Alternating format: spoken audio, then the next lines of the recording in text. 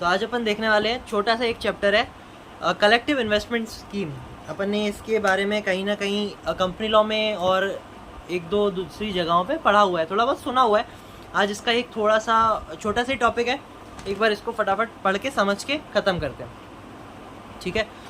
Collective investment scheme, सबसे पहले तो अपन हर बार की तरह देखेंगे कि इसका मतलब क्या है, क्या कहना चाह रहे हैं पूरी स्कीम में, कि क्या डिटेल में उसके बारे में पढ़ते हैं, ठीक है। सबसे पहले अगर इस टॉपिक में से अगर आंसर बनना हो ना, तो एक आंसर बन सकता है कि शॉर्ट नोट ऑन CIS। तो पहला जो पेज है वो उसी के आधार पे है, और जो भी अपन बना के पूरे चैप्टर में पढ़ेंगे वो अपन इसमें फिर लिख सकते हैं। हाँ, ठीक है, तो स्टार्ट करते हैं। Collective investment scheme is a scheme that comprises a pool of assets that is managed by a collective investment scheme manager and is governed by the collective investment scheme regulation given by SEBI।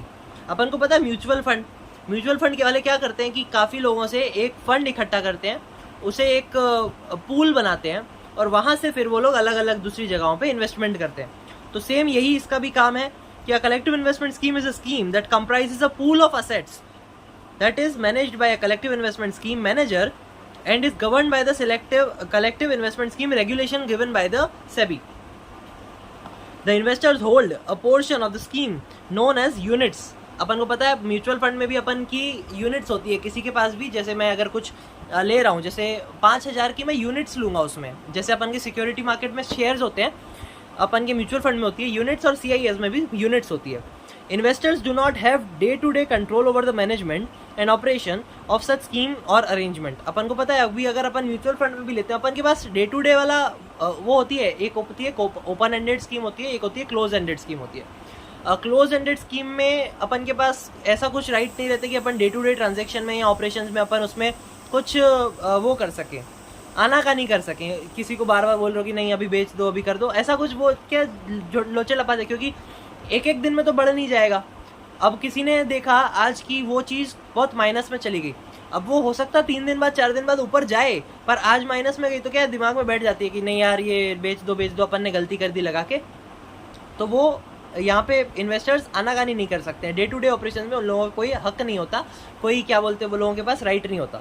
अब बताइए definition of collective investment scheme, section 11AA में इसकी बात की हुई है of the SEBI act 1992 defines it as an scheme of arrangement made और offered by a company under which, अभी क्या अंडर में है उसके वो बताया हुआ है कि द कंट्रीब्यूशन और payment made by the investors by whatever named called are pooled and utilise solely, यानी कि उसको पूरा का पूरा इकट्ठा करके पूरी की पूरी तरीके से यूटिलाइज किया जाता है। सोलली बोले तो पूरा का पूरा, for the purpose of the scheme of arrangement, ठीक है, जो आपका पर्पज है उसके लिए। द कंट्रीब्यूशन और payment are made to such scheme और arrangement by the investors with view to receive profits, income, produce और प्रॉपर्टी। जाहिर सी बात है, अगर आप कहीं कुछ पैसा इकट्ठा कर रहे हो या पैसा लगा रहे हो तो उससे आप कुछ ना कुछ रिटर्न एक्सपेक्ट करते हो, ठीक है। तो यहाँ पे अपन क्या देख रहे हैं कि हाँ, made to such scheme of arrangement by the investors with view to receive profit, income, produce और प्रॉपर्टी, सब एक ही तरीके से है कि अपना कुछ फायदा हो, ठीक है। वेदर इट इज मूवेबल और immovable from such scheme as arrangement of arrangement. तीसरा, द प्रॉपर्टी, कॉन्ट्रीब्यूशन और investment forming part of schemes और arrangement whether indefinitable identifiable, sorry, ठीक है। द प्रॉपर्टी, कॉन्ट्रीब्यूशन और investment forming part of scheme or arrangement whether identifiable or not is managed on behalf of the investors के behalf पे अपन ने देखा ऊपर collective investment scheme manager अपन का fund pool करके वो सब मैनेज करता है, ठीक है। और यहाँ क्या बोला हुआ है कि द प्रॉपर्टी, कॉन्ट्रीब्यूशन और investment forming part of the scheme of arrangement whether identifiable or not is managed on behalf of the investor, ठीक है। The investors do not have day-to-day control over the management and operation of the scheme of arrangement। Simple है, सिर्फ 4 point की अपन ने definition देखनी है। पहले तो लिख देना कि सेक्शन 11AA में इसकी बात करी गई है, किसके, सेबी एक्ट 1992 के। फिर उसको कैसे डिफाइन करता है, define it as a scheme of arrangement made और offered by the company under which, फिर ये 4 उसके सब हेड्स हैं। तो उसमें क्या क्या आएगा, सबसे पहला कि क्या बोलते हैं, कंट्रीब्यूशन और पेमेंट इन्वेस्टर्स से कलेक्ट करते हैं, मेड जो उन लोगों ने करा है, by whatever name called are pooled and utilise solely. पहला पॉइंट। दूसरा पॉइंट में बोला कि व्यू क्यों लोग इसमें पैसा लगाते हैं, तो उसका व्यू है to receive profit, produce, property, income, ये सब व्यू है। तीसरे वाले में ये बोला कि इन्वेस्टर्स के बिहाफ पे अपना ये CIS मैनेजर लगाता है पैसा। और तीसरे में बोला कि डे टू डे और डेली ऑपरेशंस में कोई भी उन लोगों का राइट नहीं होता कुछ भी आनाकानी करने का, और पूरी तरीके से सिर्फ वही लोग करते हैं। ऑन द एक स्कीम होती है ओपन एंडेड स्कीम, तो उसमें हाँ अपन कुछ कर सकते हैं, उसके भी कुछ ना कुछ टर्म्स एंड कंडीशंस रहते हैं। इतना अभी अपन डिटेल में नहीं जाते, अभी अपन इसमें लाइन में पढ़ते हैं, ठीक है। On the backdrop of Sahara scam, आपको याद होगा, सुना होगा शायद कहीं ना कहीं, कि पहले ना एक सहारा स्कैम करके हुआ था। उन लोगों ने क्या किया था, मतलब काफ़ी लोगों से पैसा इकट्ठा किया था और कंपनी भाग गई थी या कुछ ऐसा हुआ था, ठीक है। On the backdrop of Sahara scam in 2013, SEBI modified the definition of CIS and include any scheme arrangement floated by any person instead of a company as defined earlier, and any such scheme with corpus of more than 100 crore shall also be deemed to be a collective investment scheme by SEBI। सहारा वालों ने पैसे लिए थे, पर उन लोगों ने कुछ ऐसा किया था कि अपने आप को CIS के तौर पे वो करा था, बोल रहे थे कि हाँ हम CIS हैं, पर वो असल में थे नहीं। तो उस स्कैम के बाद इसकी डेफिनेशन को और वो किया गया, थोड़ा क्या बोलते हैं, इनहेंस किया गया, थोड़ा और बेहतर बनाया गया। पहले अपन ने देखा था कि offered arrangement, scheme of arrangement made और ऑफर्ड बाय अ कंपनी। तो अब यहाँ क्या बोला है कि कंपनी तो है, पर and any such scheme with corpus of more than 100 crore rupees, यानी कि जो भी आप पैसा इकट्ठा कर रहे हो वो कहाँ तक पहुँच गया, 100 करोड़ रुपए तक पहुँच गया, तो भी अपन उसको deem to be a collective investment scheme by SEBI, उसे भी अपन CIS स्कीम के तौर पे घोषित कर देंगे। The securities law amendment act 2014 defines it any pooling of funds under any scheme और arrangement which is not registered with SEBI involving a corpus amount of rupees 100 crore or more shall be deemed to be collective investment scheme। क्या बोला, एक बार वापस पढ़ो। Any pooling of funds under any scheme or arrangement which is not registered with SEBI involving a corpus of, ऊपर वाली बात कि अपन ने 100 करोड़ से ज़्यादा का इसमें कॉर्पस इन्वॉल्व है, shall be deemed to be CIS, यानी कि आप भले रजिस्टर नहीं हो SEBI के साथ, पर आप क्या मान लिए जाओगे कि हाँ आप CIS स्कीम कर रहे हो, और क्या बोलते, आपको एज अ CIS देखा जाएगा, ठीक है। क्लोज एंडेड, अभी बात कर रहे हैं close ended collective investment scheme की। मैंने बताया अभी क्लोज एंडेड में क्या बोला हुआ है, वो देखते हैं। A close-ended collective investment scheme means a collective investment scheme launched by a collective investment management company in which the maturity period of the collective investment scheme is specified, and this is no provision for repurchase before the expiry of the collective investment scheme।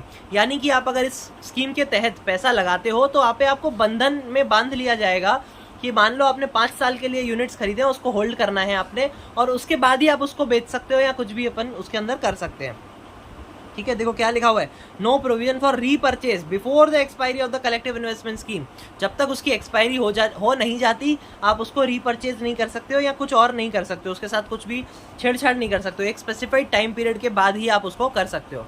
समझ गए, बहुत बढ़िया।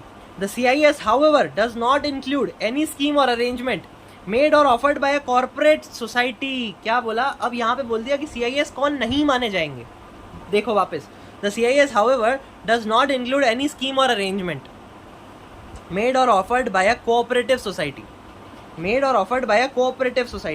under which deposits are accepted by non-banking financial company NBFCs, being a contract of insurance providing for any scheme, pension scheme or the insurance scheme framed under the Employees Provident Fund and Miscellaneous Provision Act 1952, under which deposits are accepted under section 74 of the Companies Act 2013। section 74 क्या कहता है, ये आप Companies Act में पढ़ोगे आगे। अभी के लिए अपन सिर्फ इतना ध्यान रखेंगे कि section 74 में जो कंपनीज काउंट होती हैं उसे अपन CIS के उसमें स्कीम में घोषित नहीं करेंगे और उसे नहीं मानेंगे। एक बार वापस ये 5 पॉइंट देखते हैं, 3 पॉइंट और भी है, पहले वापस 5 देखते हैं कि मेड और offered bye cooperative society, cooperative society के द्वारा बनाया गया या ऑफर किया गया तो वो इंक्लूड नहीं होगी CIS में। Under which deposits are accepted by NBFCs, being a contract of insurance, insurance बोल के आप नहीं कर सकते CIS वाला काम। प्रोवाइडिंग फॉर एनी स्कीम, वो अपन ने देखा पेंशन स्कीम, इंश्योरेंस स्कीम और अपना ये provident employ provident fund EPFO और वो सब अपन ने देखा हुआ है। Under which deposits are accepted under section 74, ये 5 अपन ने याद रखने हैं, ठीक है। NBFC वाला पॉइंट हुआ, इंश्योरेंस वाला पॉइंट हुआ, एक ये 74 वाला पॉइंट हुआ, फिर ये अपने ये प्रोविडेंट फंड और पेंशन स्कीम वगैरह वाली बात करी अपन ने, और कोऑपरेटिव वाली सोसाइटी की बात करी कि cooperative society can not made और ऑफर्ड, ठीक है, और उसको ट्रीट नहीं किया जाएगा एज अ CIS। अब आगे है बोला कि अंडर विच डिपॉजिट्स, ये छठा पॉइंट है, under which deposits are accepted by company declared as a Nidhi और a mutual benefit society under the companies act 2013। Nidhi company बोल के भी आप ये सारे काम नहीं कर सकते। Falling within the meaning of chit business as a defined as chit fund account, chit fund act 1982। Chit fund आपको याद होगा, लक्ष्मी चिट फंड आया था, लक्ष्मी चिट फंड ही आया था शायद। अच्छा, इसमें ये हेरा फेरी में ही तो था, चिट फंड और वो सब की बात कर रहे थे ना, वो वाली बात। फिर हेरा फेरी में था शायद, मेरे को अच्छे से याद नहीं है, पर हाँ लगभग उसी का कहा गया है इसके अंदर। चिट फंड वाला बिजनेस भी ऐसे नहीं, इसको एज अ CIS नहीं मान सकते। अंडर विच कॉन्ट्रीब्यूशन, ये है अपना 6, 7, 8वां पॉइंट, ठीक है, 8 जैसे भी बोला। Under which contributions made are in the nature of subscription to a mutual fund, under which the contribution made are in the nature और subscription to a mutual fund. Mutual fund बोल के भी आप इसको नहीं कर सकते। CIS इज डिफरेंट, मतलब आप ना उसको कॉर्पोरेट सोसाइटी के तौर पे ले सकते हो, ना इंश्योरेंस के तौर पे ले सकते हो, ना अपना पेंशन स्कीम बोल के ले सकते हो, ना सेक्शन 74 के उसमें बोल के ले सकते हो, ना इंश्योरेंस वाले बोली और पेंशन स्कीम और ये वाली बात कर ली। ये 5 पॉइंट ये हो गए EPFO वगैरह वाले। फिर दूसरे हैं पॉइंट एक निधि कंपनी वाला कि निधि फंड का, निधि कल के नहीं बोल सकते आप, चिट फंड बिजनेस में आप नहीं कर सकते, और म्यूचुअल फंड करके आप इसको नहीं कर सकते। Under which contribution made are in the nature of subscription of to a mutual fund. बराबर, ठीक है जी। आगे सम इम्पॉर्टेंट डेफिनेशंस दी हुई हैं, बोला हुआ है इम्पॉर्टेंट डेफिनेशन, पर इतनी इंपॉर्टेंट नहीं है, अगर पूछना ही होगा तो कुछ और पूछेंगे, ठीक है। एक बार पढ़ लेते हैं। SEBI collective investment scheme regulation 1999 define CIS company two means a company incorporated under companies act 2013, बहुत बढ़िया, and registered with SEBI under these regulations whose objective is to organize, operate and manage a collective scheme। organize, operate and manage, ठीक है, OOM करने का इसका main objective रहता है SEBI का। SEBI के साथ अगर रजिस्टर करोगे तो उसकी रेगुलेशंस का मेन ऑब्जेक्टिव है whose objective is to organize, operate and manage a collective investment। Certificate of, दूसरा पॉइंट है सर्टिफिकेट, अच्छा ये दूसरी डेफिनेशन है, certificate of registration to carry on CIS business. जाहिर सी बात है, कोई ना कोई आपको सर्टिफिकेट तो लेना पड़ेगा ना कि हाँ भैया हम CIS बिजनेस कर रहे हैं। कोई भी बिजनेस कर रहे हो आप, तो उसके लिए आपको एक अच्छे लेवल पे क्या बोलते हैं, सर्टिफाइड सर्टिफिकेट लेना पड़ता है। No person other than a CIS management company, CIM company sorry, no person other than a collective investment management company which has obtained a certificate under the regulation should carry on a sponsor or launch a collective investment scheme। no person यानी कि जब तक आपके पास certificate नहीं है तब तक आप ये सारी चीज़ें लॉन्च नहीं कर सकते, स्पॉन्सर या एक ऐसे मतलब CIS नहीं कर सकते, सीधी बात। Close ended collective investment scheme, वापस से देखते हैं क्या बोला। Means a CIS launched by collective investment management company in which the maturity period of the CIS is specified and this is no provision is specified and this is no provision for the repurchase before the expiry of the collective investment scheme। अब तीसरी चौथी definition दी हुई है collective investment scheme property की। अपन ने ऊपर बात करी थी कि क्या पर्पस है इसका मेन, तो फिर तीसरे पॉइंट में इसकी बात करेगी तो टू मतलब इनकम के लिए, अपने प्रॉफिट के लिए और वो सब बात हुई थी, तो उसमें एक शब्द यूज़ हुआ था प्रॉपर्टी। तो अब वो प्रॉपर्टी को किस लहजे से बोला गया था और किस तात्पर्य से बोला गया था वो यहाँ पे बताया हुआ है। Collective investment scheme property includes subscription of money और मनी वर्थ्स, ठीक है, जो भी आप पैसा लगा रहे हो दैट इज प्रॉपर्टी। अपन ने ऊपर बात करी पूल्ड असेट, तो असेट इज मतलब मनी इज असेट, ओके जी। सब्सक्रिप्शन ऑफ मनी और money is worth, subscription of money और money is worth including bank deposit to the collective investment scheme, including bank deposit को भी यहाँ पे गिना गया है। प्रॉपर्टी अक्वायर्ड डायरेक्टली और इनडायरेक्टली विद और विदाउट,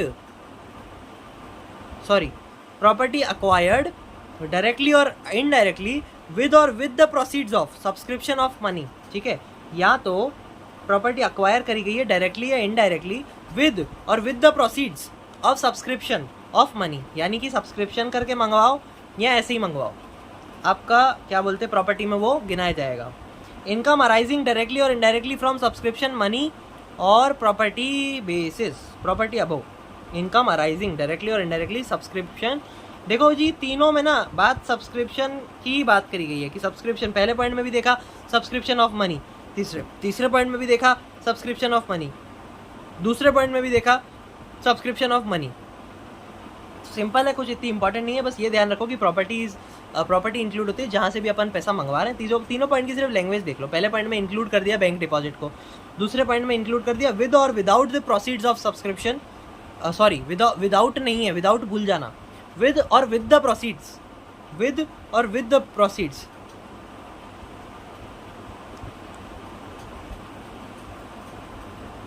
ठीक है, इसको ऐसे पढ़ो, with the subscription of money या with the proceeds of subscription of money. ठीक है, एक ये वाला पॉइंट बोल दिया।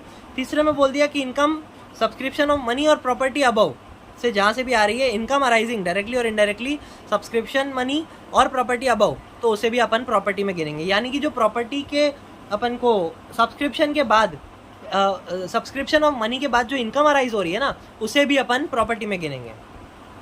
समझ गए? बहुत बढ़िया। अब बात करी हुई है रिस्ट्रिक्शन ऑफ बिजनेस एक्टिविटीज़, कि आप लोग as a CIS management company क्या नहीं कर सकते। तो collective investment management company should not undertake any activity other than that of the managing that scheme. उसके अलावा आपने अगर कुछ किया तो आपकी खैर नहीं। ठीक है, act as a trustee of any scheme, यानी कि आप किसी भी कंपनी या किसी भी स्कीम के ट्रस्टी नहीं बन सकते। ठीक है, मतलब company act can not act as a trustee of any scheme, किसी और स्कीम। अगर देखो आप इस स्कीम के अंदर में हो ना, तो आप किसी और स्कीम के ट्रस्टी नहीं बन सकते। अपन ने देखा mutual fund is a trust, तो उसका एक ट्रस्टी होता है। तो इसमें भी ऐसा है कि आपको ट्रस्टी बनना पड़ेगा, तो आप किसी और के ट्रस्टी नहीं बन सकते, किसी और स्कीम के ट्रस्टी नहीं बन सकते। बराबर। Launch any scheme for the purpose of investing in security. Launch any scheme for the purpose of investing in securities. Securities में एक मिनट भाई, सिक्योरिटी में नहीं इन्वेस्ट करेंगे तो कहाँ? Launch any scheme for the purpose of investment. Launch any scheme for the purpose of investing in securities.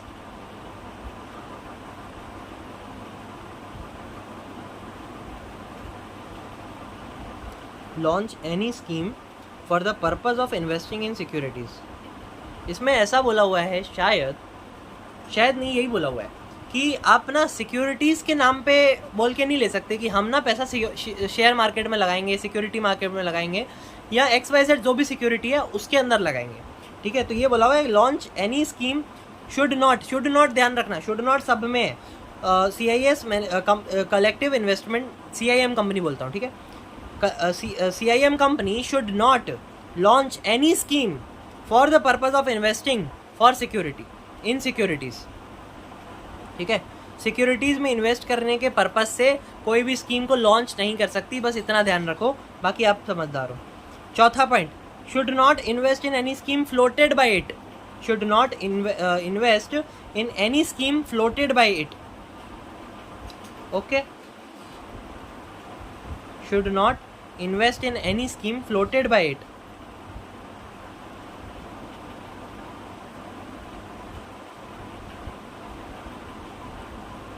Should not invest in any schemes floated by it. यानी कि आप ये नहीं बोल सकते कि ये स्कीम में पैसा लगाओ, हम इस स्कीम में पैसा लगा रहे हैं। ठीक है, ऐसा आप किसी को धोखे में नहीं रख सकते कि हाँ भैया मैंने तुमसे पैसा लिया और किसी और स्कीम में लगा दिया। ठीक है, कि हाँ वो बढ़ेगा तो ये भी बढ़ जाएगा, तो ये नहीं कर सकते हो, इसको आप CIS में काउंट नहीं करोगे।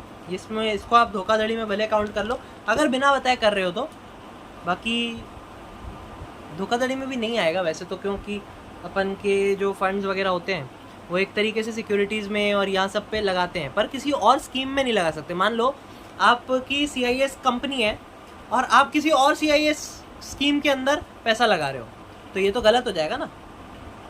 ठीक है जी, 4 चीज़ें देखिए अपन ने रिस्ट्रिक्शन में कि CIM कंपनी शुड नॉट, पहला undertake any activity other than the managing of the scheme, act as a trustee of any scheme, launching any scheme for the purpose of investment in securities, invest in any scheme floated by it. 4 देखे, simple है. However, it has been provided that CIMC may invest in any own scheme. खुद की कोई भी scheme में वो लोग पैसा लगा सकते हैं. जाहिर सी बात है भाई, तुम आए क्यों? may invest. ठीक है. If it makes a disclosure of its intention,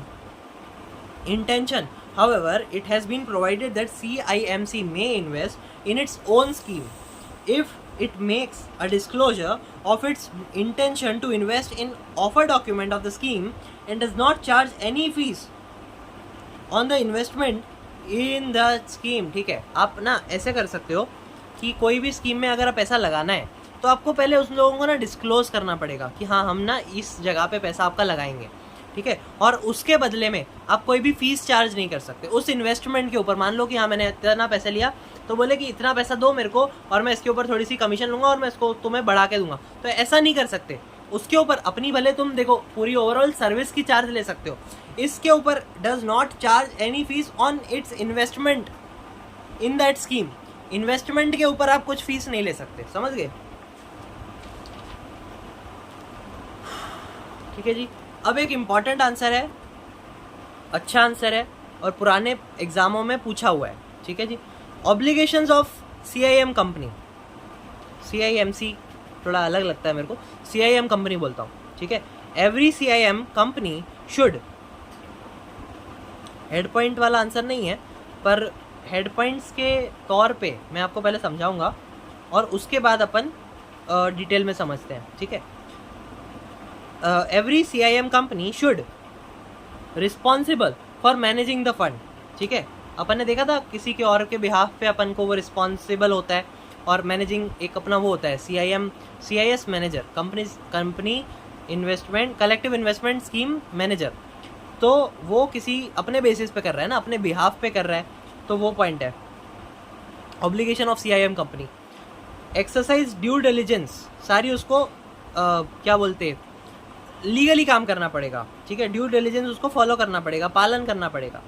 act of commission और ओमिशन, कुछ भी अगर ऐसा होता है कि जहाँ उसको कुछ कमिट करना पड़ता है, कुछ करना पड़ता है या कुछ ओमिट करना पड़ता है, तो वो ले बेच सकता है. कमीशन एंड ओमिशन उस सम में बोला हुआ है, इसको अभी डिटेल में पढ़ेंगे. चौथे पॉइंट में बोला कि be incompetent to enter into any transaction with और थ्रू इट्स एसोसिएट्स और their relatives relating to the scheme. ठीक है. समझते हैं इसको भी. Appoint register and share transfer agents, उसके करना पड़ेगा. शेयर ट्रांसफर एजेंट और एक रजिस्ट्रार वो करना पड़ेगा, क्या बोलते हैं, रखना पड़ेगा. Should also abide their respective code of conduct as specified by the third schedule वाला भी पॉइंट आएगा. Give receipt of all monies receipt and reports of receipt of payment. ठीक है. ये सारी रिसिप्ट्स और कितना अपन ने दिया, कितना अपन ने लिया, कहाँ अपन ने लगाया, कितने में लगाया, सारी अपन को डिटेल्स एक वो रखनी पड़ेगी, संभाल के रखनी पड़ेगी. Hold a meeting at least twice in every 3 months. 3 months में 2 बार आपको करनी पड़ेगी मीटिंग. लास्ट पॉइंट में बोला कि obtain adequate insurance against the properties of the scheme. यानी कि आपने जो स्कीम में पैसा लगाया है उस स्कीम का आपको पैसा वो लगाना पड़ेगा, इन्वेस्टमेंट लेना पड़ेगा और उसका प्रीमियम वगैरह भले फिर वो आप क्या बोलते हैं उससे चार्ज करो या जैसा भी वो टर्म्स एंड कंडीशंस रहे, वो कंपनी टू डिपेंड करता है. काफ़ी कंपनियां बोलती हैं कि हाँ हम पे करेंगे, कोई दिक्कत नहीं है, और सालाना एक कुछ वो ले लेती हैं कि हाँ इतना हम चार्ज करेंगे आपसे. वो उसमें इंक्लूड हो ही जाता है, पर कहने की बातें हैं, कुछ अट्रैक्ट करने के लिए या कुछ भी अपना XYZ रीज़न दे के कर सकते हैं. अब इसके ऑब्लिगेशंस क्या है एक बार पूरा डिटेल में समझते हैं कि every CIM company should be responsible for managing the funds और properties of the scheme on behalf of the unit holder. Simple. Exercise due diligence and care in managing assets and funds of the scheme. Simple. Be responsible for the act of commission और omission notwithstanding anything. Notwithstanding यानी कि किसी के साथ ये माना नहीं जाएगा. मतलब नॉट विद स्टैंडिंग का क्या मतलब होता है कि मैं जो बोल रहा हूँ वो माना जाएगा और किसी और चीज़ को मैं मानूंगा नहीं. notwithstanding anything contrary contained in any contract or agreement and be competent to enter into any transaction with or through its associates or the relative relating to the scheme and be incomplete to enter into any transaction जहाँ कुछ specify नहीं किया है या कोई contract के वो contradictory जा रहा है ना, तो वहाँ पे ये क्या बोलते, उसे ये नहीं मानेगा, नॉट विथ स्टैंडिंग, यानी कि ये उसे नहीं मानेगा। मान लो किसी कॉन्ट्रैक्ट में बोला है कि आप ले बेच नहीं सकते, पर अगर इस कंपनी में है ना तो ये सुपीरियर माना जाएगा, वो खारिज कर दिया जाएगा सिर्फ एक पर्टिकुलर इस पॉइंट के लिए। Be incompetent to enter into any transaction with और थ्रू इट्स एसोसिएट्स ऑफ और their relatives relating to the scheme. ठीक है, तो इसमें यही कहा गया है कि आप ना अपने रिश्तेदारों के या उनके माध्यम से या किसी भी माध्यम से कुछ एसोसिएट्स वालों के साथ ट्रांजैक्शन नहीं कर सकते। ठीक है। Appoint registrar and share transfer agents and should also abide by their respect code of conduct as specified in third schedule। अपन को रजिस्ट्रार और शेयर ट्रांसफ़र एजेंट्स के साथ शेयर ट्रांसफ़र एजेंट को अपॉइंट करना होगा और क्या बोलते हैं, काम करना पड़ेगा कोड ऑफ कंडक्ट से जो स्पेसिफाई करे गए होंगे थर्ड स्केड्यूल में। थर्ड स्केड्यूल की इतनी अभी गहराई में नहीं जाएंगे अपन, पर क्या बोलते जो वहाँ पे कोड ऑफ कंडक्ट्स के बारे में बताया गया होगा, जो वहाँ पे उल्लेख किए गए होंगे, उसका पालन करना अपन को कंपलसरीली पड़ेगा, कंपलसरी करना पड़ेगा। Give receipt of for all monies received and reports of receipt in payment to SEBI on monthly basis. SEBI के साथ जितना भी अपन ने लेना देना किया, जितनी भी ट्रांजेक्शन करी, इधर इट वाज रिसीप्ट और पेमेंट, वो सब अपन को रिकॉर्ड सेबी को मंथली बेसिस पे बताने पड़ेंगे। Hold a meeting of BOD to consider the affair of scheme at least twice in every 3 months and also ensure that its officer or employee do not make improper use of these position or information to gain directly or indirectly an advantage of themselves or for any other person or to cause determinant to the scheme। वापस पढ़ेंगे इसको। सबसे पहली line तो clear है कि hold a meeting of board of director to consider the affair of a scheme at least twice in 3 month. 3 महीने में एटलीस्ट 2 बार तो आप लोगों को मिलना ही पड़ेगा, ताकि आप लोग एज अ BOD देख सको कि हाँ जो हम कर रहे हैं स्कीम में क्या उसके क्या बोलते कॉन्सिक्वेंसेज हैं या क्या अपन उसमें इन रिटर्न कर रहे हैं, मतलब ओवरऑल जांच पड़ताल।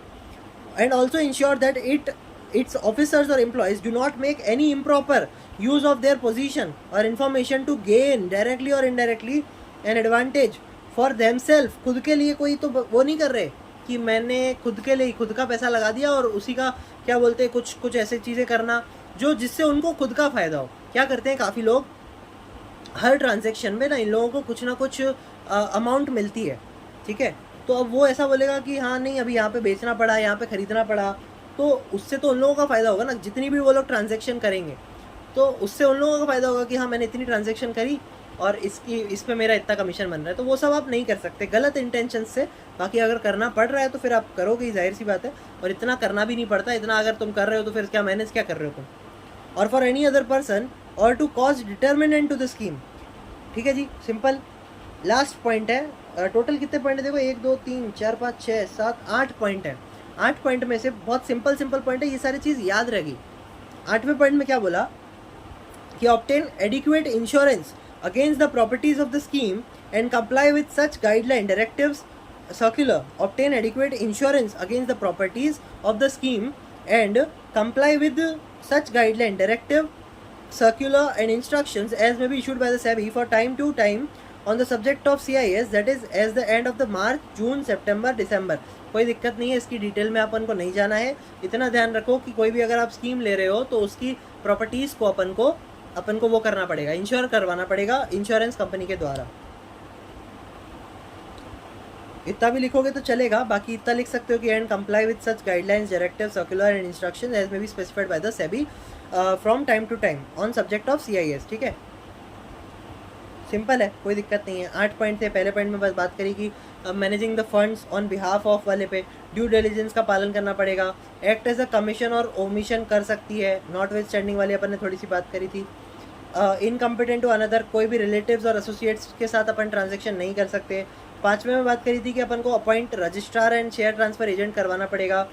6ठे में बात करी थी कि मनी रिसीव करो या पेमेंट करो अपन को सेबी के साथ डिस्क्लोज करना पड़ेगा मंथली बेसिस पे।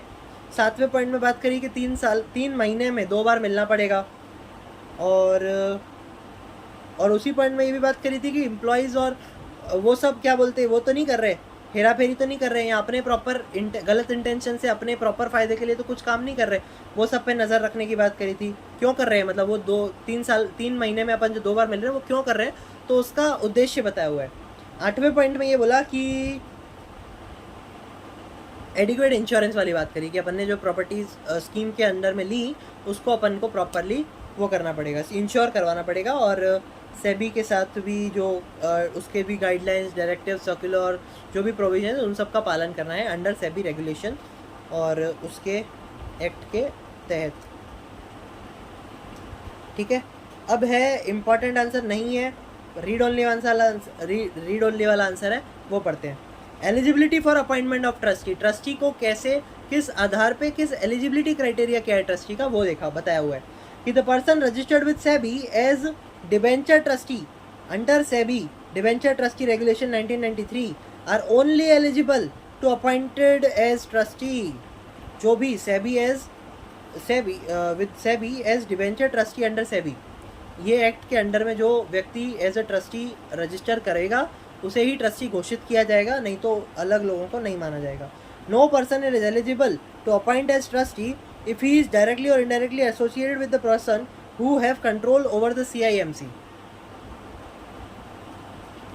No person shall be eligible to be appointed as trustee if he is directly or indirectly associated with the person who have control over the CIMC.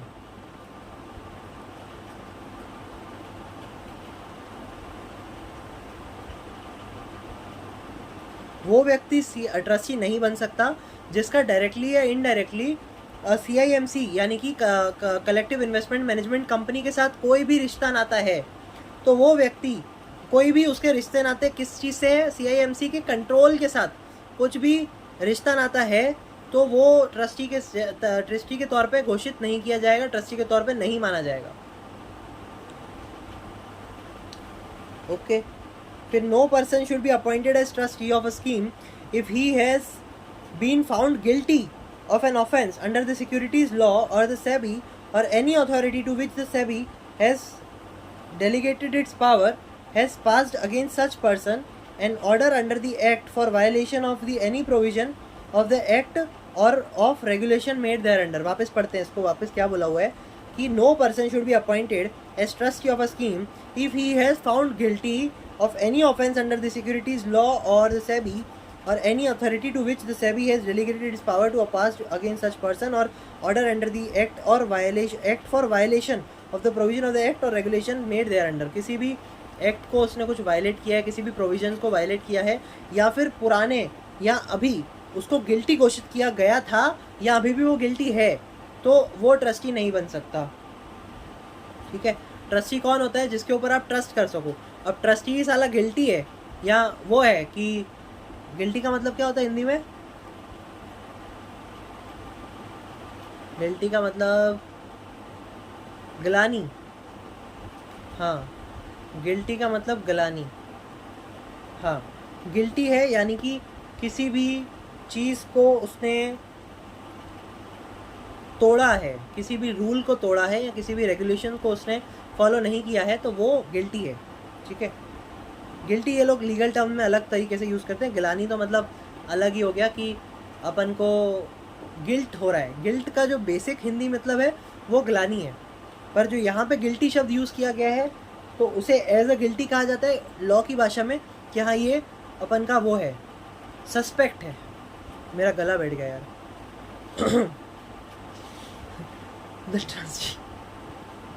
The trustee and the CIMC should enter into an agreement for managing the scheme's property. The trustee and the collective investment management company should enter into an agreement for managing the scheme's property. Scheme के जितनी भी property के under में क्या बोलते हैं management आएगा, तो ही वो लोग एग्रीमेंट के तौर पे एग्रीमेंट कर सकते हैं, एंटर हो सकते हैं उसके अंदर। कौन, ट्रस्टी और CIMC। सिंपल था, ज़्यादा कुछ टफ नहीं था, सिंपल है।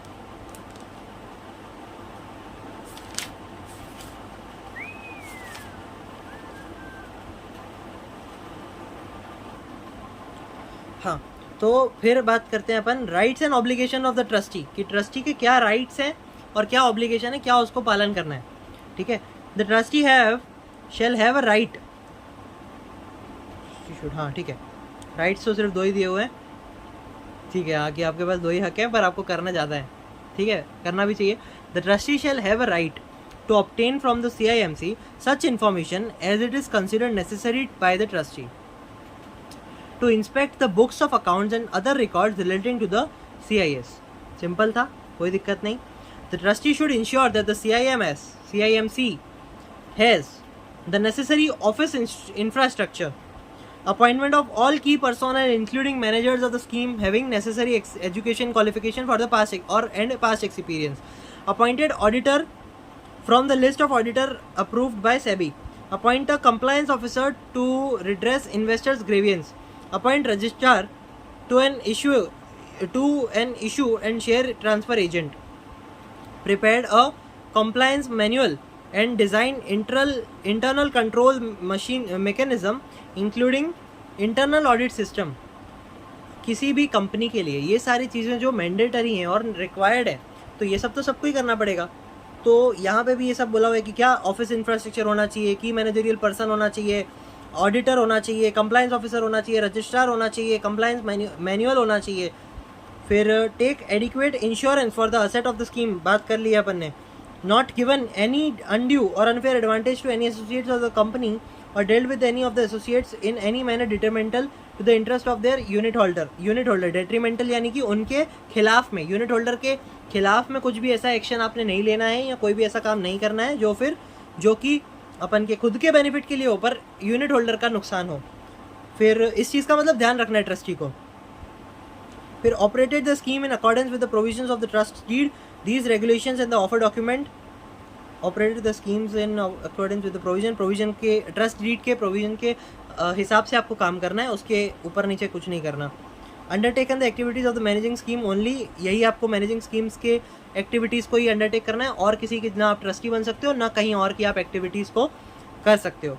Taken adequate steps to ensure that the interest of the investors of one scheme are not compromised with the object of promoting the interest of investors of any other schemes। ठीक है, वापस देखते हैं क्या बोला कि taken adequate steps to ensure that the interest of investors of one scheme are not compromised with the object of promoting the interest of investors of any other schemes. एक scheme दूसरी स्कीम को चिपकाने के चक्कर में जो पहली scheme है उसका तो कोई आप नुकसान नहीं कर रहे ना, उसका भी ट्रस्टी को ध्यान रखना पड़ेगा। ठीक है, अब बात करते हैं वापस से एक बार सब की। ठीक है, 2 पॉइंट और है। Minimum net worth of the continuous basis and shall inform the SEBI immediately of any shortfall. ठीक है, वो जो अपन ने 100 करोड़ वाली बात करी थी कि इतना तो अपन की अगर है आपकी नेटवर्थ, या नेटवर्थ ही था वहाँ पे,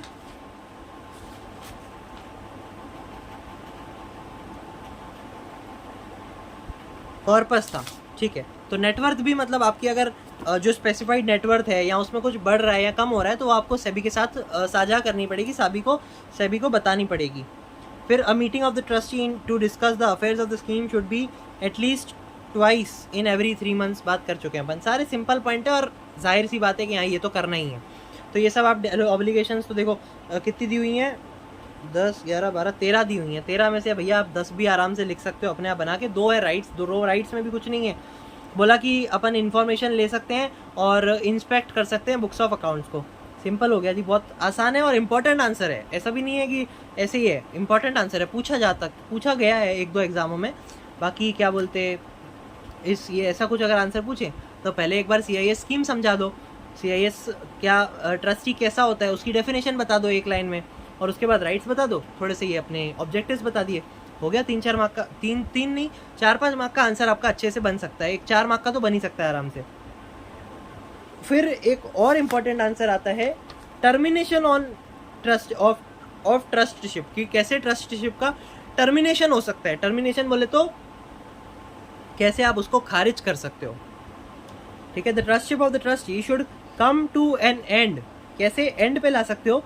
if the trustee cease to be the trustee under SEBI debenture trustee regulation 1993, ठीक है, अगर वो सीज हो जाए, सेबी की अपन ने देखा था एक एक्ट था डिवेंचर ट्रस्टी रेगुलेशन 1993, तो वहाँ से सीज हो गया। If the trustee is in the course of being wound up हो गया, दिवाला उठ गया उसका। If unit holder holding at least 3/4 of the nominal value of the unit capital of the scheme pass a resolution for removing the trustee and SEBI approved such regulations, ठीक है, unit holder ने 3/4 majority से, at least 3/4 majority of the nominal value of the unit capital, और सेबी ने उसे approve भी कर दिया, तो ट्रस्टी को निकलना पड़ेगा। If in the interest of unit holder SEBI for reason for the recorded in writing decides to remove the trustee, in the interest of the unit holder SEBI for reason to be recorded in writing decides to remove, ठीक है, सेबी ने decide किया कि नहीं भैया इसको हटाओ, और ये यूनिट होल्डर्स के हित में नहीं है, बोला है ना कि if in the interest of the unit holder SEBI for reason to be recorded in writing decides to remove the trustee, if the trustee serves to on the CIMC a notice of not less than 3 months expressing intentions of not to continue a trustee, 3 महीने पहले उसे notice issue करना पड़ेगा कि भैया अब तुम्हारा खेल ख़त्म हो गया और आगे से यहाँ दिख मत जाना, ठीक है। अब छोटे छोटे से आंसर हैं, अपन का छोटा सा चैप्टर, छोटा सा पार्ट और बचा है, लगभग आप समझो आधे घंटे का, तो अपन का 1-1.25 घंटे में अच्छे से पूरा चैप्टर कवर हो जाएगा। Termination of the agreement by trustee with the collective investment management scheme, क्या बोला कि termination of the agreement by the trustee with the collective investment management scheme. The agreement entered into by the trustee with the CIMC may be terminated. यहाँ पे agreement को terminate, अपन ने आगे देखा था कि CIMC और ट्रस्टी एक एग्रीमेंट के आधार पे काम करते हैं, ट्रस्ट डीड की बात करी थी अपन ने, ठीक है, उसी को कैसे टर्मिनेट कर सकते हैं ना, उसकी बात करी है। यहाँ पे 3 पॉइंट है सिर्फ। If the CIMC is in the course of being wound up as per the provision of the companies act 2013, simple.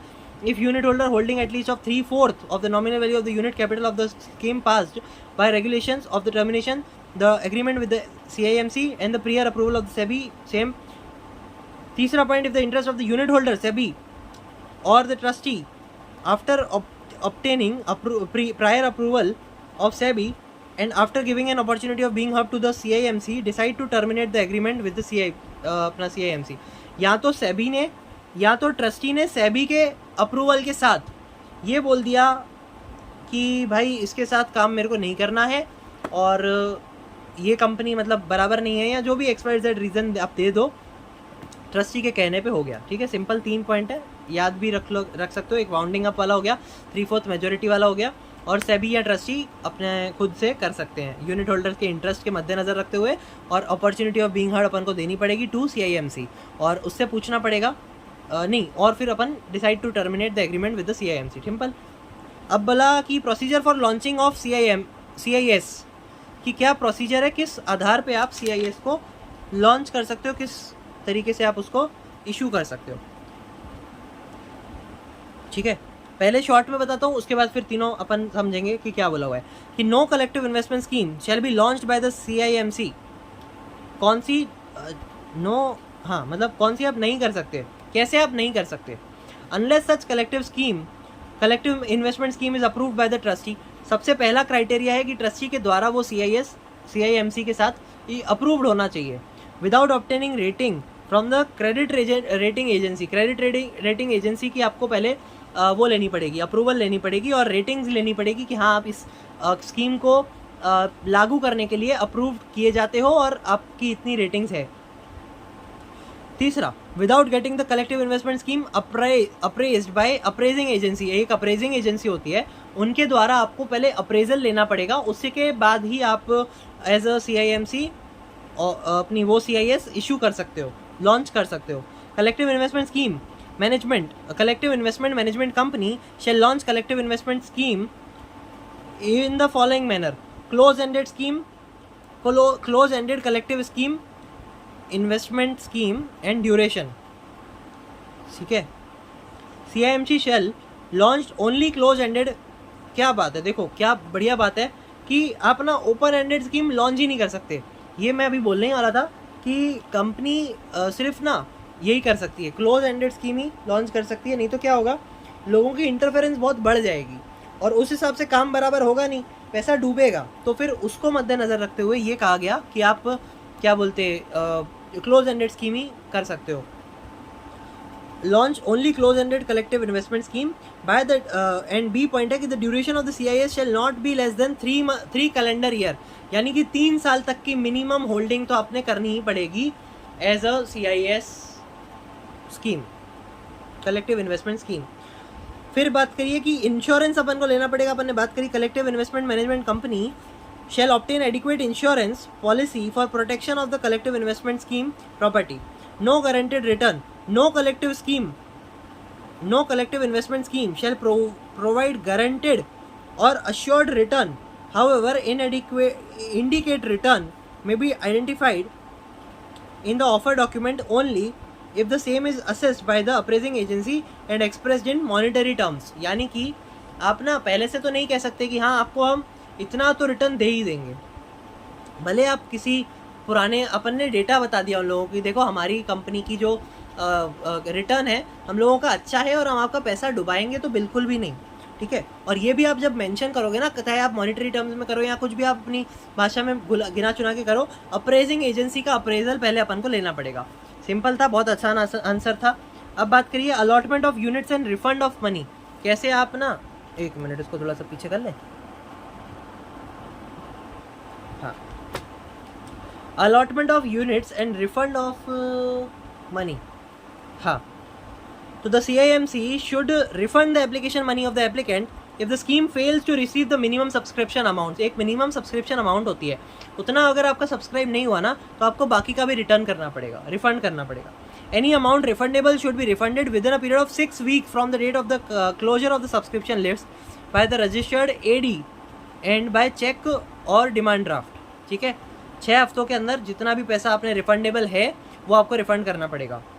In the event of the failure of the refund of the amount within the period of specified, the CIMC has to pay the interest of the applicant to the applicant at the rate of 15% per annum on the expiry of 6 weeks from the date of the closure of the subscription list, ठीक है। अगर आप नहीं कर पाए किसी भी कारणवश तो आपको 15% इंटरेस्ट देना पड़ेगा और वो जो डेट है ना वो सब्सक्रिप्शन लिस्ट खत्म होने के बाद से गिनी जाएगी, एक्सपायरी वाले डेट से नहीं गिनी जाएगी, ठीक है। यानी कि 6 हफ्ते कंप्लीट हो गए, आपने अब तक पैसा नहीं दिया, मतलब जो आपको रिफंड करना था, तो आपको 15% देना पड़ेगा। अब वो 6 हफ्ते खत्म होने के बाद से नहीं चालू होगा, जहाँ से 6 हफ्ते चालू हुए थे ना वहाँ से होगा, ठीक है। यानी कि सब्सक्रिप्शन लिस्ट को आपने जब क्या बोलते ये बताया ना कि हाँ इसको हमें पैसा रिटर्न करना पड़ेगा, रिफंड करना पड़ेगा, उस डेट से देखा जाएगा कि हाँ आपने क्या, उस डेट से अपन को वो देना पड़ेगा। यानी कि 6 हफ्तों का तो अपन ने देना ही है। मान लो किसी व्यक्ति ने 7वें हफ्ते पे क्या बोलते रिटर्न किया, रिफंड किया, तो उसे 7 महीने का इंटरेस्ट देना पड़ेगा, 1 महीने का नहीं देना पड़ेगा। Unit certificates, the CIMC should issue to the applicant unit certificate.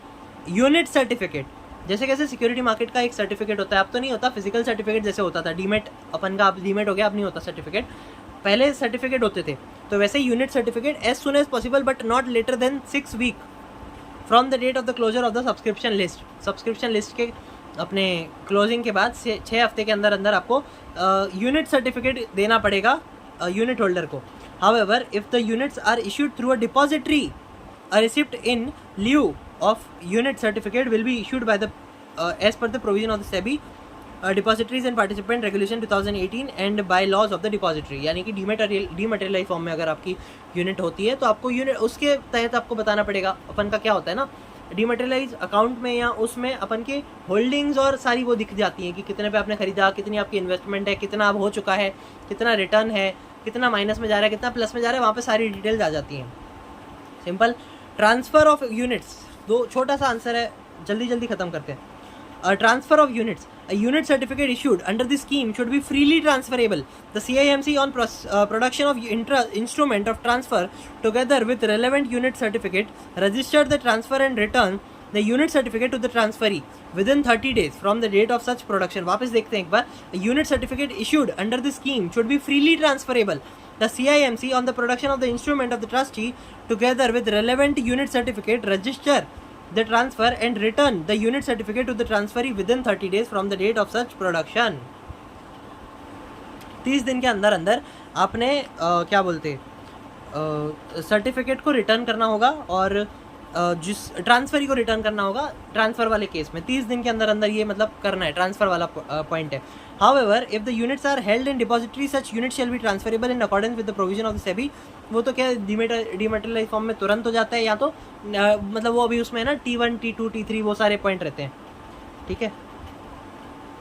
अब है investment and segregation of funds. कैसे आप अपने फंड्स को सेग्रीगेट कर सकते हो, कहाँ कहाँ आप उसको बांट सकते हो, मतलब कहाँ कहाँ आप उसको इन्वेस्ट कर सकते हो, सेग्रीगेट कर सकते हो।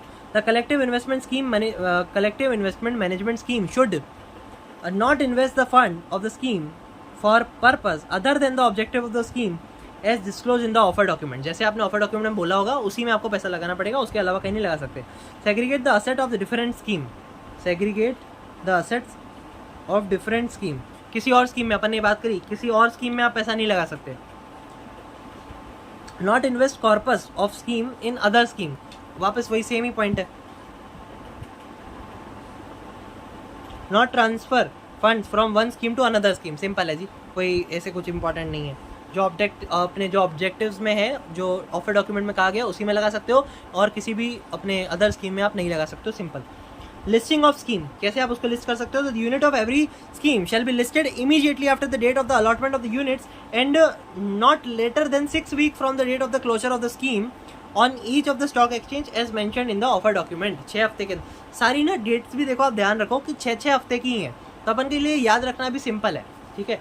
कि अलॉटमेंट जो अपन ने करना था तो वो भी जो रिफंड वाला पॉइंट था 6 हफ्तों में करना था, फिर यूनिट सर्टिफिकेट 6 हफ्तों में वापस देना था, और यहाँ भी ऐसा है कि लिस्टिंग भी अपन को 6 हफ्तों के अंदर करनी है। बस ये ध्यान रखना कि कहाँ से वो 6 हफ्ते चालू हो रहे हैं और वो कहाँ तक मतलब क्या कैसे अप्लीकेबल है,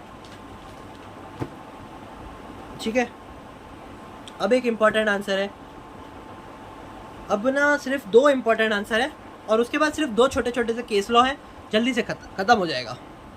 स्टार्ट करते फिर से वाइंडिंग अप ऑफ स्कीम से, ठीक है। वाइंडिंग अप ऑफ स्कीम का मतलब हो गया कि पूरी की पूरी स्कीम ही अपन वाउंड अप कर रहे हैं, ठीक है। ये पुराने एग्जामों में पूछा हुआ है और एक इम्पॉर्टेंट आंसर है, तो थोड़ा सा समझना कि a scheme may be wound up on the happening of an event of any event which in the opinion of the trustee requires the scheme to be wound up and the prior approval of the SEBI, ठीक है, simple है। अपने इसको लगा, trustee को लगा, सेबी से approval लिया, scheme wound up. If unit holders of the scheme holding at least 3/4, ये भी आप क्राइटेरिया देखो कि तीनों जगहों पे जहाँ पे भी अपन को चाहिए था ना यूनिट होल्डर की वजह से, उन लोग मतलब यूनिट होल्डर चाहें तो 3/4 3/4 nominal value of the unit capital of the scheme pass a resolution that the scheme would be scheme be wound up and the approval of SEBI is obtained thereto, यानी कि SEBI का approval के साथ आप ये सब कर सकते हो। if the opinion of the SEBI the continuance of the scheme is prejudicial to the interest of the unit holder, ठीक है। SEBI को ऐसा लगता है कि ये अपने यूनिट होल्डर्स के हित में नहीं है, तो फिर उसको ये कर सकती है, the continuance of the scheme is prejudicial to the interest of the unit holder, यानी कि कुछ ये कंटिन्यूसली ऐसे काम कर रही है जो अपन के इंटरेस्ट के खिलाफ है, यूनिट होल्डर के इंटरेस्ट के खिलाफ है।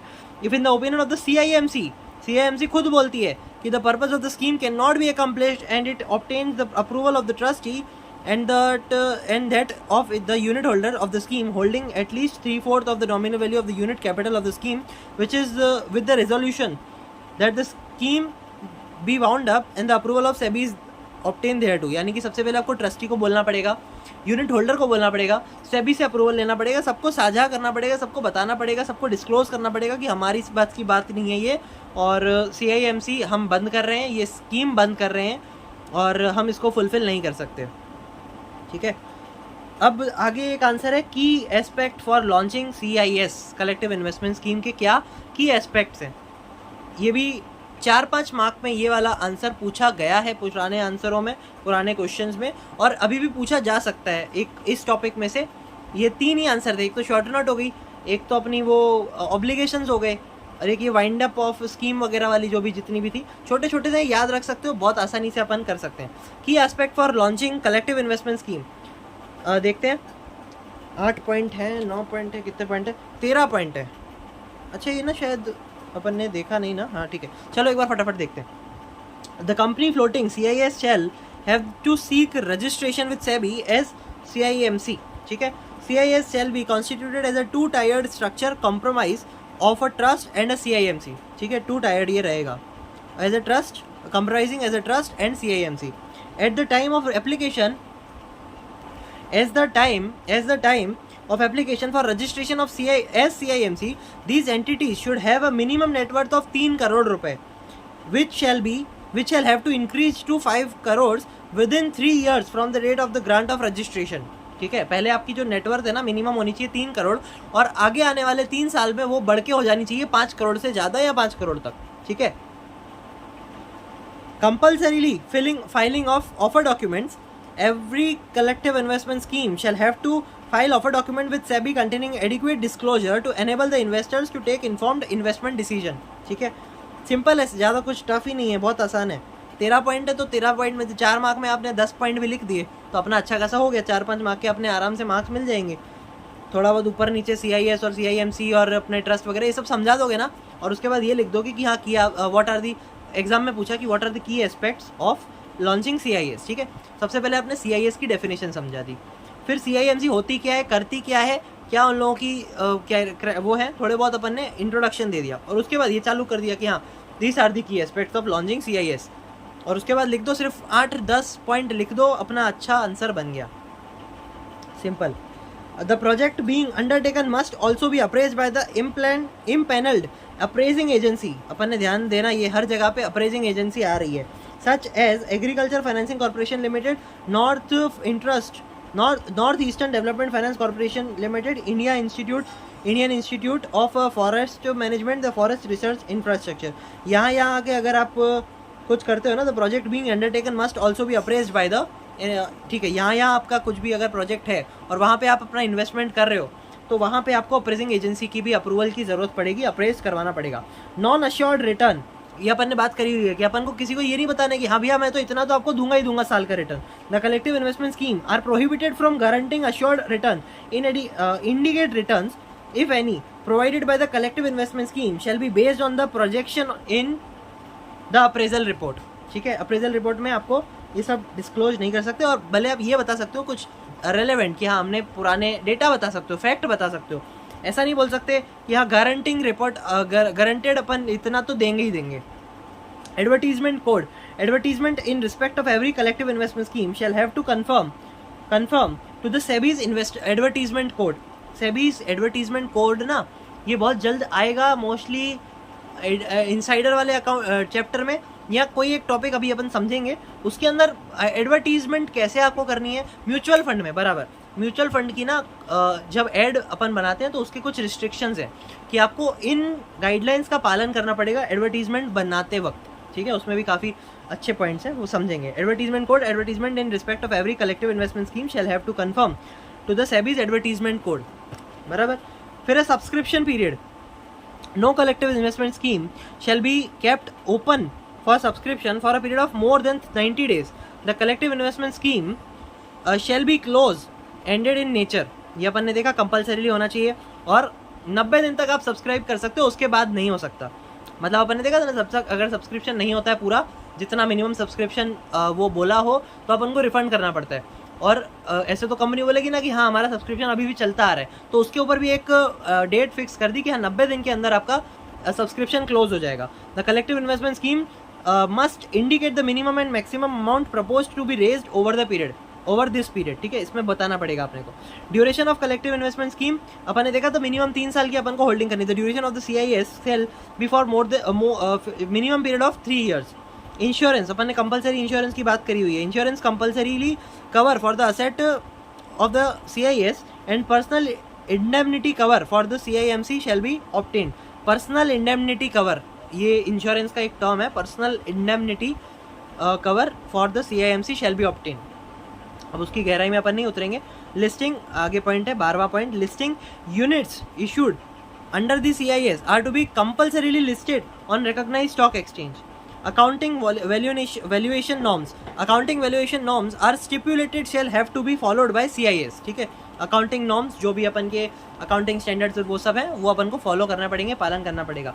सिंपल है, 13 पॉइंट दिए हुए हैं, 13 पॉइंट में से काफ़ी हद तक तो अपन ने पुराने जो पॉइंट्स पढ़ लिए ना वही सब है, तो इतना अच्छा आंसर अपन बना देंगे ना इसको, कोई ऐसी दिक्कत नहीं आएगी। अब सीधे छोटे छोटे अपन के ना दो वो है 5 मिनट में ख़त्म कर देंगे, ठीक है, और अपन का इसी के साथ पूरा चैप्टर खत्म हो जाएगा। केस लॉ नंबर 1 5/6/2020 को डेयरीलैंड प्लांटेशन इंडिया लिमिटेड का केस था, अपना होल टाइम मेंबर सेबी की तरफ से इन लोगों ने लड़ा था। फैक्ट क्या है केस के, पहले वो देखते हैं कि SEBI conducted an examination into the business activities being carried out by the Dairyland Plantation. The examination of the business activity of the company revealed that the company had launched a scheme named as a green gold bond scheme which apparently possessed the requisite ingredients of a collective investment scheme. It was noticed that the said scheme entailed a one-time payment of 5,000 in lieu of a unit of 5 teakwood tree। यानी कि बोला कि आप हमें 5,000 दो और उसके बदले में ना हम आपको 5 teakwood tree देंगे with a holding period of 20 years, 20 साल बाद, and on maturity the contributors investors had the option to get the teakwood tree or the realized sale proceeds। या तो आपके जो अमाउंट हमने वो करी होगी वो मिलेगी या तो टीकवुड ट्री जैसी हम लोगों की बात हुई वो ऑप्शन में बोल दिया। The examination of the detail of the scheme further revealed that the company had mobilised approx 1,82,000 from 1,660 contributors or investors. It was also noticed that the said scheme has been carried on without obtaining registration of SEBI in violation of provision of SEBI Act and SEBI's regulations, CIS regulations। अब इसके under में क्या अपन ने ये तो fact पढ़े, अब order क्या दिया ये भी पढ़ते हैं। अपन ने एक बार बात करी थी कि सेबी से आप रजिस्टर हो या नहीं हो आप CIS कर सकते हो, ठीक है। अब अपन यहाँ समझते हैं कि कितना वो अपन ने सच पढ़ा था, ठीक है। ऑर्डर में क्या बोला, कि SEBI ordered the company to wind up its existing CIS and refund the money collected by the company under the scheme of the contributors investors which are due to them strictly as per the terms of offer of the scheme. Those investors who want to opt for repayment in the form of 5 teakwood trees and not in cash। अगर investor बोलता है कि नहीं मेरे को तो भैया 5 teakwood tree देंगे दो, तो वो क्या बोलते हैं उन लोगों को देने पड़ेंगे और 20 साल बाद नहीं तुरंत देने पड़ेंगे। The noticee shall refund them in the form of teakwood tree on a best effort basis, but in the event of the repayment cannot be made in the form of teakwood trees, those investors shall also be repaid their due in cash as per the terms in the scheme। SEBI also issued various orders against the directors of the company। Simple है, पर यहाँ पे अपन ने देखो जी आगे एक point पढ़ा था, इसमें ना ये बात करी हुई है कि जैसे अपन ने पहले देखा ना उसमें ये बोला हुआ है कि which is not registered with SEBI. ये चीज़ मॉड्यूल में नहीं है पर जो मेरे पास नोट्स हैं उसमें ये एक्स्ट्रा पॉइंट दिया हुआ है। ये 2024 में ना जो डेफिनेशन थी इसकी CIS की उसको अमेंडमेंट करके थोड़ा सा एक पॉइंट ऐड किया, अपन ने पहले देखा।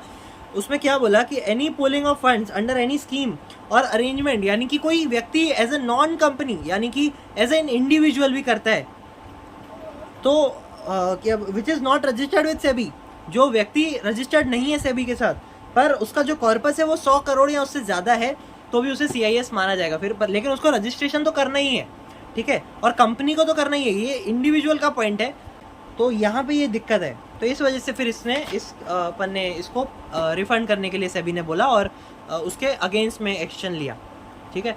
एक केस लो, और ये केस लो कुछ इंपॉर्टेंट नहीं है एग्जाम के लिए, सिर्फ नॉलेज पर्पज़ के लिए, तो अपन एक बार सिर्फ देख लेते हैं फटाफट से। एक और है, जल्दी हो जाएगा, अब तो 2 मिनट का पार्ट है। 25/2/2019 NICER green housing infrastructure developers limited and ORG appellant है और रिस्पोंडेंट है अपनी सेबी सेट में ये केस लड़ा गया था।